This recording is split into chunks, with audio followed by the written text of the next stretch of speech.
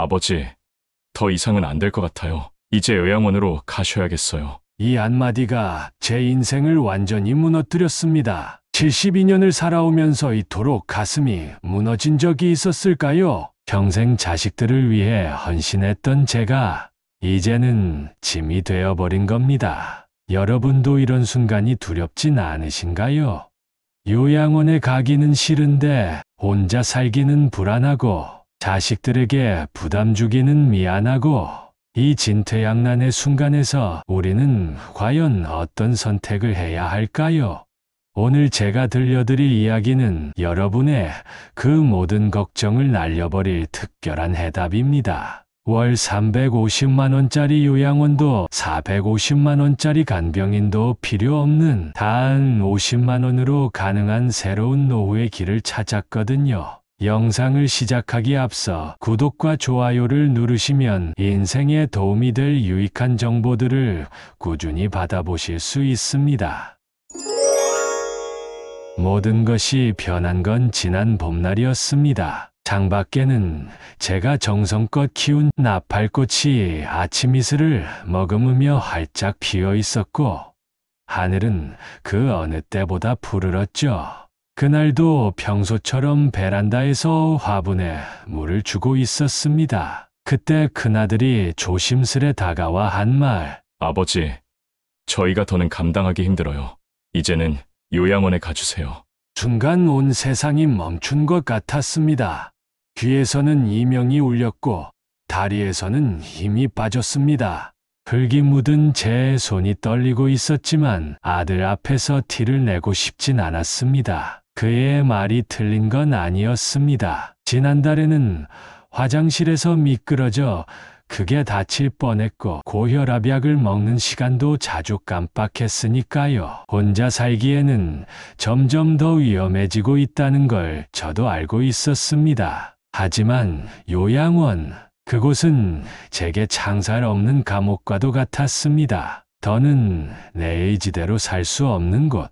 더는 내가 나로서 존재할 수 없는 곳. 그날 이후 잠을 이루지 못했습니다. 매일 밤 천장을 바라보며 생각했죠. 내가 정말 이렇게 무력한 존재가 되어버린 걸까? 평생을 바쳐 키운 자식에게조차 이제는 짐이 되어버린 걸까? 하지만 지금의 저는 다릅니다. 매일 아침이 기다려지고 하루하루가 즐겁습니다. 어떻게 이런 변화가 가능했는지 지금부터 제 이야기를 들려드리겠습니다. 사실 저는 처음부터 이런 행복한 노후를 찾은 게 아닙니다. 수많은 시행착오가 있었죠. 여러분도 공감하실 수 있는 이야기일 것 같네요. 첫 번째 선택은 자녀들과 함께 사는 것이었습니다. 작년 아내가 갑작스런 췌장암으로 세상을 떠나고 큰아들과 작은딸 집을 번갈아 가며 지내기로 했죠. 처음에는 괜찮을 거라 생각했습니다. 손주들도 보고 가족들과 함께 지내면 외롭지 않을 것 같았거든요. 하지만 현실은 달랐습니다. 큰아들의 집에서 지낸 지 한 달째 저녁을 먹으려는데 며느리가 조심스레 말을 꺼냈습니다. 아버님, 방에서 드시는 게 어떨까요? 가슴이 철렁 내려앉았습니다. 이유는 단순했습니다. 제가 밥을 먹을 때 젓가락 소리가 너무 크다는 것이었죠. 손주들이 식사에 집중을 못한다고 하더라고요. 그날부터 저는 혼자 방에서 밥을 먹어야 했습니다. 마치 격리된 환자처럼 느껴졌습니다. 작은 딸의 집도 다르지 않았죠. 아빠, 손주들이 공부하는데 TV 소리 좀 줄여주세요. 밤에는 잠 깨면 예민하니까 화장실도 가급적 가지 말아주세요. 발자국 소리가 시끄러워서 애들이 자꾸 잠을 깨요. 하루하루 제 존재가 점점 작아지는 것 같았습니다. 방 안에서만 지내는 시간이 많아졌고 말수도 줄었습니다. 자녀들의 배려로 시작된 동거였지만 오히려 서로에게 상처만 주고 있었습니다. 제가 불편해서 애들도 불편했고 애들이 불편해하니 저도 불편했습니다. 그때 깨달았습니다. 부모의 집은 언제나 자녀들의 집이 될 수 있지만 자녀들의 집은 결코 부모의 집이 될 수 없구나. 한 달이 지났을까요? 더 이상은 견딜 수 없었습니다. 매일 아침 눈을 뜨면 이방인이 된 것 같은 기분이 들었습니다. 내 집이 아닌 곳에서의 생활은 너무나 힘들더군요. 결국 저는 제 집으로 돌아가겠다고 했습니다. 자녀들은 걱정스러운 눈빛으로 바라보았지만 말리지는 않았습니다. 그들도 알고 있었겠죠. 이런 생활이 우리 모두를 지치게 만들고 있다는 것을. 집으로 돌아오는 택시 안에서 눈물이 흘렀습니다. 자식들 속 썩이지 않고 홀로 살 수 있다면 그게 가장 좋은 방법일 것 같았습니다. 하지만 그때는 몰랐습니다. 또 다른 시련이 기다리고 있다는 것을. 그리고 그 시련을 통해 제가 찾게 될 특별한 해답이 있다는 것도. 집으로 돌아온 후 제 다음 선택은 간병인을 고용하는 것이었습니다. 월급 450만 원이라는 금액이 부담스러웠지만 다른 방법이 없어 보였습니다. 자녀들이 매달 일부를 보태주기로 했죠. 하지만 이 선택 역시 실패였습니다. 첫 번째 간병인은 일주일 만에 그만두었습니다. 할아버지 댁은 반찬이 너무 소박해요. 다른 집은 고기 반찬에 특식을 해주는데 생전 아내가 늘 해주던 방식대로 소박하지만 건강한 반찬을 했을 뿐인데 두 번째 간병인은 보름을 버텼습니다. 전기랑 수도를 이렇게 아끼시면 제가 일하기가 너무 불편해요. 평생 검소하게 살아온 제 습관이 문제가 된 거죠. 세 번째 간병인을 구하러 갔을 때였습니다. 소개소 직원이 한 말이 아직도 귓가에 맴돕니다. 죄송하지만 선생님 댁은 조건이 너무 열악해서 간병인들이 기피하는 가정이 되었어요. 그렇게 마지막 선택지인 요양원만이 남았습니다. 아들이 알아본 곳은 월 350만 원짜리 고급 요양원이었습니다. 제 연금으로는 도저히 감당할 수 없는 금액이었죠. 결국 월 150만 원짜리 저렴한 요양원으로 들어갔습니다. 전날부터 감옥 같았습니다. 밤 9시면 모든 TV를 꺼야 했습니다. 보고 싶은 뉴스가 남았는데도 아침 6시 기상은 필수였고 식사 시간, 운동 시간, 심지어 화장실 가는 시간까지 모든 것이 정해진 시간에 맞춰져 있었습니다. 같은 방을 쓰는 할아버지는 밤새 코를 골았고 옆방 할머니는 새벽마다 고함을 지르곤 했습니다. 3일 만에 도망치듯 요양원을 나왔습니다. 자녀들의 집도 간병인도 요양원도 어느 것 하나 제게 맞는 답이 아니었습니다. 다시 홀로 집으로 돌아왔지만 이번에는 달랐습니다. 이제는 제 방식대로 살아갈 방법을 찾아야겠다고 마음먹었습니다. 그동안의 실패는 남들이 정해놓은 방식을 따르려 했기 때문이었습니다. 이제는 제 길을 찾아야 할 때였습니다. 그리고 그때 우연한 계기로 새로운 희망을 발견하게 되었습니다. 매일 아침 거울을 보며 약을 먹던 어느 날이었습니다. 문득 창밖으로 시선이 향했고 그곳에서 제 인생을 바꿀 특별한 광경을 목격했습니다. 아파트 경로당에서 들려오는 웃음소리였습니다. 밝은 햇살 아래에서 함께 어울려 윷놀이를 하시는 어르신들의 모습이 보였죠. 그들의 활기찬 웃음소리가 봄바람을 타고 제 창가로 날아왔습니다. 문득 깨달았습니다. 왜 나는 다른 선택지를 생각해보지 않았을까? 꼭 요양원이나 간병인에게 의존해야만 할까? 그날 처음으로 경로당을 찾아갔습니다. 처음에는 낯설고 어색했지만 따뜻한 미소로 맞아주시는 어르신들 덕분에 금세 마음이 편해졌습니다. 그곳에서 만난 황영호 할아버지는 40년 경력의 의사셨고 이명숙 할머니는 평생을 요리사로 일하신 분이었습니다. 박상철 할아버지는 전기 기술자로 일하다 퇴직하셨죠. 우연히 이야기를 나누다 보니 우리 모두 비슷한 고민을 안고 있었습니다. 요양원은 너무 비싸고 간병인은 부담스럽고 자녀들에게는 짐이 되고 싶지 않다는 마음. 그런데 홀로 있자니 불안하고 그때 제가 조심스레 제안을 했습니다. 우리가 서로의 재능을 나누며 돕고 살면 어떨까요?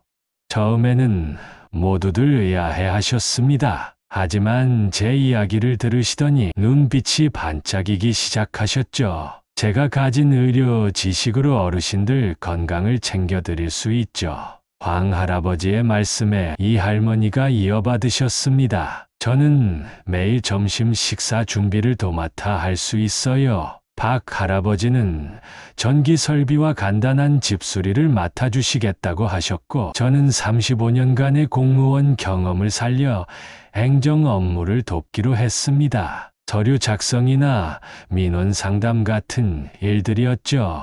우리는 각자의 연금에서 매달 50만 원씩 모으기로 했습니다. 그 돈으로 공동 식사도 하고 필요한 물품도 구입하기로 했죠.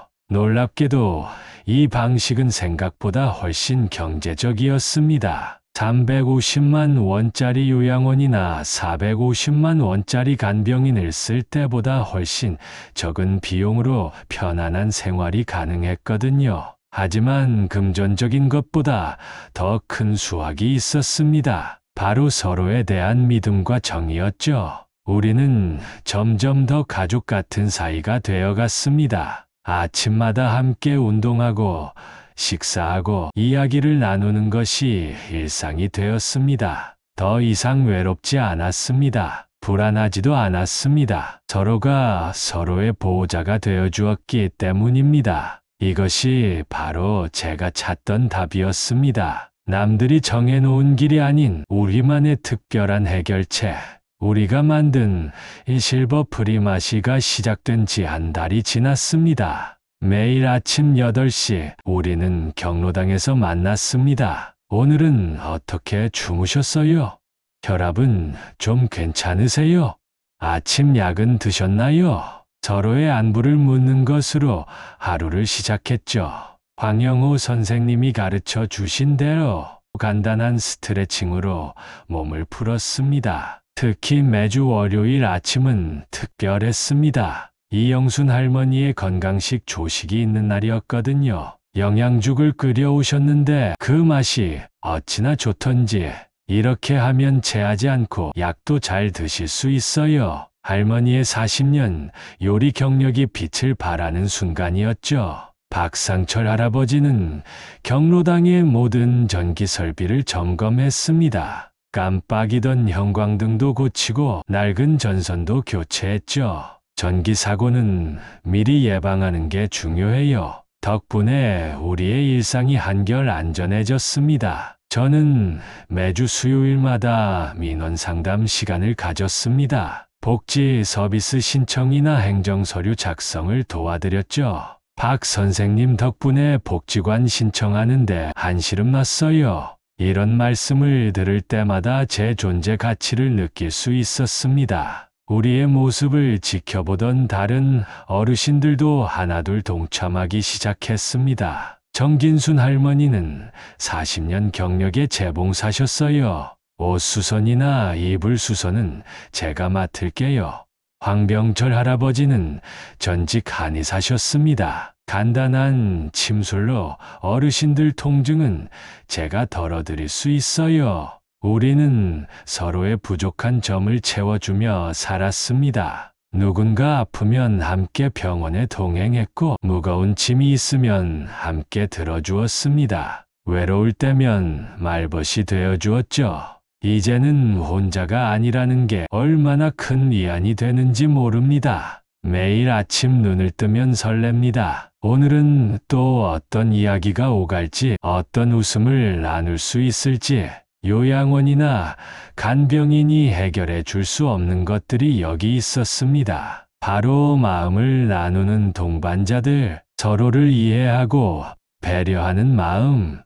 그리고 함께 나이 들어간다는 위안, 우리는 이제 단순한 이웃이 아닌 가족이 되어가고 있었습니다. 이것이야말로 제가 찾던 진정한 노후의 모습이었습니다. 우리의 이야기는 입소문을 타고 퍼져나갔습니다. 다른 아파트 단지에서도 비슷한 모임이 생기기 시작했어요. 인근 단지의 김순자 할머니는 문구점 주인과 특별한 약속을 맺었다고 합니다. 매달 40만 원을 받고 문구점 안에 작은 반찬 가게를 열어주기로 했다네요. 아이들이 학용품을 사러 오면서 반찬도 함께 사가는 거죠. 서로가 도움이 되는 관계를 만든 겁니다. 이웃 동네의 이상철 할아버지는 더 특별한 시도를 했습니다. 전직 방송인이셨던 그분은 카페 주인과 계약을 맺었어요. 매주 2시간씩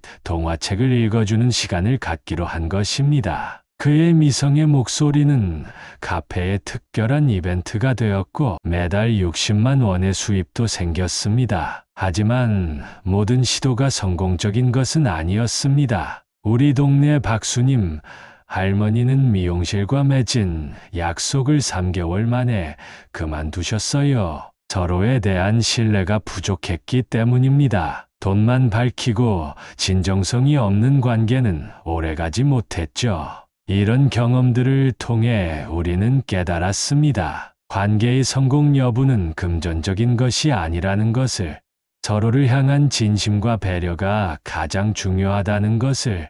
그래서 우리는 이웃들에게 조언했습니다. 서로를 도우려는 마음이 먼저예요. 계약서보다 중요한 것은 서로에 대한 믿음이에요. 이제 우리 동네는 조금씩 변화하고 있습니다. 더 많은 어르신들이 자신만의 방식을 찾아가고 있어요. 서로 돕고 의지하며 살아가는 법을 배우고 있는 거죠. 이것이야말로 진정한 노인복지가 아닐까요? 제도나 시설이 아닌 사람과 사람 사이의 따뜻한 관계, 우리는 그것을 찾아가고 있는 것입니다. 그리고 이 변화는 계속해서 퍼져나가고 있습니다. 마치 작은 물결이 큰 파도가 되어가듯이 우리의 작은 시도가 새로운 희망이 되어가고 있어요. 구청에서도 우리의 활동을 주목하기 시작했습니다. 노인복지의 새로운 모델이 될 수 있다고 하더군요. 하지만 우리에게는 그런 거창한 의미보다 서로를 향한 따뜻한 마음이 더 소중합니다. 매일 아침 만나는 얼굴들이 가족이 되어가고 서로의 기쁨과 슬픔을 나누는 동반자가 되어가는 것.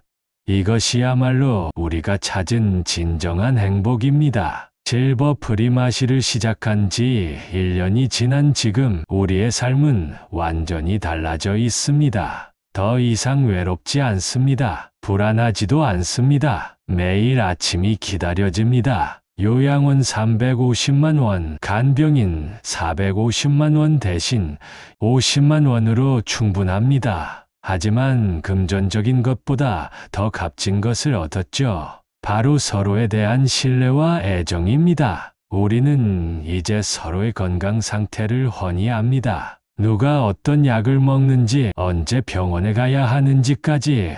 아침마다 경로당에서 만나 체조를 하고 점심은 함께 만들어 먹습니다. 오후에는 각자의 취미 생활을 즐깁니다. 서예를 배우는 사람, 그림을 그리는 사람, 노래를 부르는 사람, 바둑을 두는 사람, 저마다의 방식으로 즐거움을 찾아가고 있죠.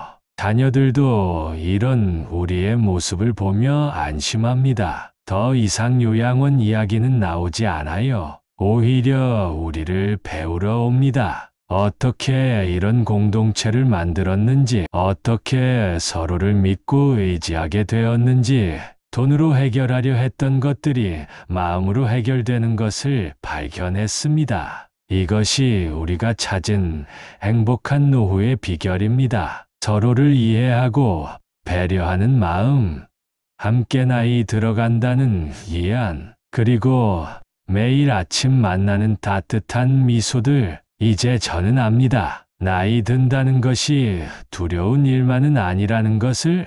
함께라면 우리는 더 행복한 노후를 만들어갈 수 있다는 것을. 여러분, 이제 저의 이야기를 마무리하려고 합니다. 나이 든다는 것이 더 이상 두렵지 않습니다. 외로움이 찾아올까 걱정하지도 않습니다. 이제 제 곁에는 소중한 인연들이 있기 때문입니다. 노후의 행복은 멀리 있지 않다는 걸 잊지 마세요. 바로 우리 주변을 둘러보세요. 함께 나눌 수 있는 이웃이 있을 것입니다. 서로를 보듬어줄 친구가 있을 것입니다. 요양원이나 간병인이 해결해주지 못하는 것들이 있습니다. 그것은 바로 마음을 나누는 동반자입니다. 서로를 이해하고 배려하는 마음이고요. 함께 나이 들어간다는 위안인 것입니다. 여러분도 새로운 가능성을 발견하셨으면 좋겠습니다. 나이 든다고 해서 꼭 외롭게 살 필요는 없습니다. 새로운 인연을 만날 준비만 되어 있다면 언제든 따뜻한 관계를 만들 수 있습니다. 오늘도 저는 경로당으로 향하기 전 거울을 보며 생각했습니다. 행복이란 게 참 이런 거구나. 따뜻한 아침 인사 한마디, 함께 나누는 식사 한 끼, 서로를 걱정하는 마음 하나, 이것이면 충분하다. 나이 들미 두려운 게 아니라 외로움이 두려운 거였다는 걸 이제는 알았습니다. 함께라면 우리는 언제나 행복할 수 있습니다. 여러분의 하루하루가 행복으로 가득하시길 바랍니다. 부디 제 이야기를 교훈 삼아 여러분의 소중한 노후를 지키시길 바랍니다. 앞으로도 여러분의 행복한 노후를 위한 소중한 이야기들을 전해드리고 싶습니다. 구독과 좋아요로 응원해 주시면 더 좋은 콘텐츠로 찾아뵙겠습니다. 다음 영상에서 다시 만나요. 오늘도 지혜 마음을 시청해 주셔서 감사합니다.